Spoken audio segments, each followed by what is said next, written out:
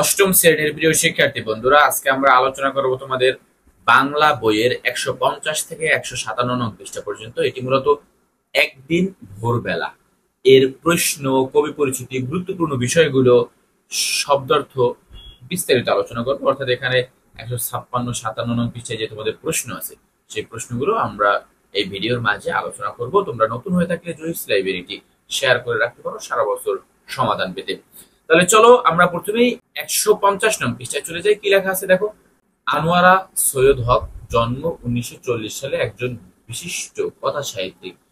শিশু সাহিত্যিক হিসেবে তিনি সুপরিচিত। তাহলে আনোয়ারা সৈয়দ হক শিশু সাহিত্যিক নামে পরিচিত।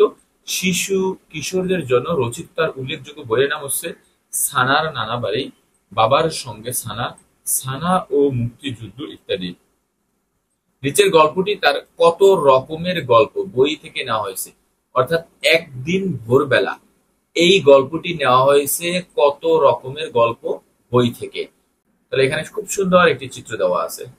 এরপর দেখো, ফাগুন মাস, বেশ ফুরফুরে বাতাস বইছে।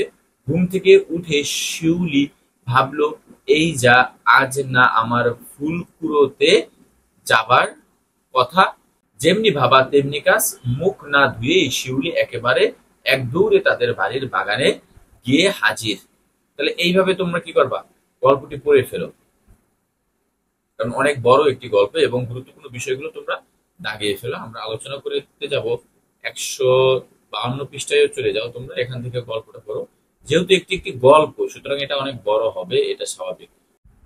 সর্বপ্রথম তোমাদের দায়িত্ব হবে এই গল্পটি পড়ার আগে শব্দার্থ করে নেওয়া, কারণ শব্দার্থগুলো তোমার এই গল্পে ব্যবহার করা হয়েছে। সুতরাং এই শব্দের অর্থ যদি তুমি বোঝো, তাহলে তোমার জন্য বুঝতে সহজ হবে গল্পটি। ইমারত মানে দালান, উপক্রম প্রস্তুতি, উমরো দুমরো দুমরানো মোচড়ানো, নরুন নখ কাটার হাতিয়ার, নাসর বান্দা সহজে ছাড়তে চায় না এমন, প্রপিতামহ পিতামহের পিতা, বিমর্ষ মন মরা, বুড়ো টেপনা পাকনামো, মাহাত্তর মাত্র, মিলিটারি সেনাবাহিনী, শতাব্দী 100 বছর, হাইকোর্ট উচ্চ আদালত। তাহলে আমরা শব্দার্থগুলো জানলাম। এখন 156 নং পৃষ্ঠায় চলে যাব। গল্পের গঠন বুঝি, অর্থাৎ এখানে একদিন ভোরবেলা গল্পটি ভালো করে পড়ো, তারপর নিচের প্রশ্নগুলোর উত্তর দাও। কাজটি প্রথমে নিজে করো এবং সহপাঠীর সাথে আলোচনা করো। এখানে কাহিনীটি কি নিয়ে, কি কি ঘটনা আছে, এখানে কোন কোন চরিত্র আছে, লেখকের দৃষ্টিভঙ্গি কেমন ছিল। চলো এই ছকটি কিভাবে পূরণ করবে তার আলোচনা আগে আমরা প্রথমে দেখে আসবো। কাহিনী কি নিয়ে দেখো। একটি ছোট্ট বট গাছের চারার সাথে শিউলি নামক এক বালিকার কাল্পনিক কথোপকথন। কি কি ঘটনা আছে? শিউলির ফুল কুড়ানো, একটি বট গাছের ছোট্ট চারাকে বাঁচানোর ঘটনা কাল্পনিক এবং চারাটির সাথে কথোপকথন কাল্পনিক। এই ঘটনাগুলো উল্লেখ আছে। কোন কোন চরিত্র আছে দেখো। শিউলি এবং শিউলির মা। লেখকের দৃষ্টিভঙ্গি কেমন ছিল? বৃক্ষ নিধন না করে বৃক্ষকে বেড়ে উঠতে দেওয়া। অর্থাৎ এটাই হচ্ছে তোমাদের এই ছক পূরণের মূল অংশ। এরপরে আমরা দেখব কি কি প্রশ্ন আছে তোমাদের এখানে। একদিন ভোরবেলা এই গল্পটি পড়বা এবং প্রশ্নগুলো লিখবে। দেখো, চারা গাছের সঙ্গে শিউলি অনেক কথা বলেছে। এসব কথার ভিত্তিতে গাছের প্রতি শিউলির কি মনোভাব প্রকাশ পায় তা লেখো। এটা তোমরা এখানে লিখবা। তাহলে চলো আমরা 1 নং প্রশ্নের উত্তরটা দেখি। চারা গাছের সঙ্গে শিউলি অনেক কথা বলেছে। এসব কথার ভিত্তিতে গাছের প্রতি শিউলির যে মনোভাব প্রকাশ পেয়েছে তা হলো, গাছের প্রতি শিউলির খুবই সংবেদনশীল।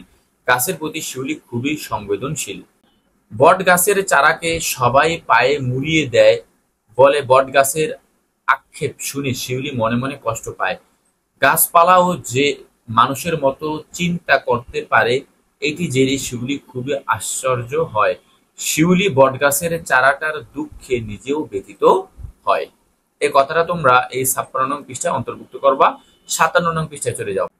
প্রকৃতিকে ধ্বংস করার যেসব ক্ষতিকর কারণ এই গল্পে রয়েছে সেগুলো উল্লেখ করো। এছাড়া আর কি কি ভাবে প্রকৃতি ধ্বংস হয় তার একটি তালিকা তৈরি করো। তাহলে চলো এর একটি তালিকা তৈরি করবো এবং ক্ষতিকর বিষয়গুলো আমরা দেখে আসি। প্রকৃতিকে ধ্বংস করার যেসব ক্ষতিকর কারণ এই গল্পে উল্লেখ করা হয়েছে সেগুলো হচ্ছে, কোনো চারা গাছ বেড়ে ওঠার আগেই তা উপড়ে ফেলে মানুষ প্রকৃতিকে ধ্বংসের মুখে ঢেলে দেয়। বাড়িঘর রাস্তাঘাট নির্মাণ করার কারণে গাছপালা কেটে ফেলা হয়, কলকারখানা ইমারত তৈরি করতে বন জঙ্গল কেটে সাফ করে ফেলা হয়। এছাড়াও আর যেভাবে প্রকৃতি ধ্বংস হয় তার একটি তালিকা তৈরি করা হলো। কি দেখো, মাটিতে সার কীটনাশকের অতিরিক্ত ব্যবহারের ফলে মাটির উর্বরতা নষ্ট হয়ে যায়, ফলে প্রকৃতি ধ্বংসের মুখে পতিত হয়। অপরিকল্পিত নগরায়নের ফলে প্রকৃতির উপর বিরূপ প্রভাব পড়ে। মানুষের গাছপালা কেটে নতুন করে আর গাছ না লাগানোর ফলে প্রকৃতিতে গাছপালা কমে যায়। এভাবেই প্রকৃতি ধ্বংস হতে থাকে বা ধ্বংস হয়। এই কথাটা হচ্ছে তোমাদের 2 নং প্রশ্ন। 3 নং প্রশ্নটি একটু দেখি আমরা।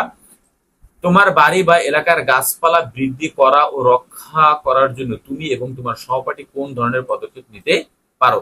চলো আমরা এই 3 নং প্রশ্নটির উত্তর দেখে আসি।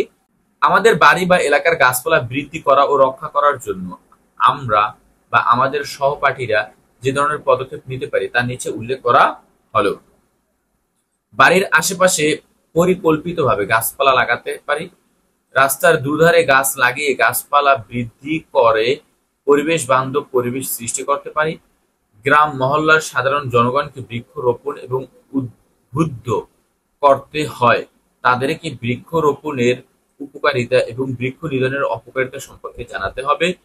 কোনো কারণে গাছ কাটা হলে কর্তনকৃত গাছের বিপরীতে আরো বেশি গাছ লাগাতে হবে।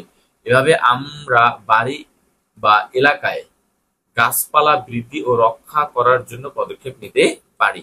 এই পর্যন্তই আজকে শেষ হলো। আগামীকালকে আমরা আলোচনা করব তোমাদের 158 থেকে 164 নং পৃষ্ঠা পর্যন্ত।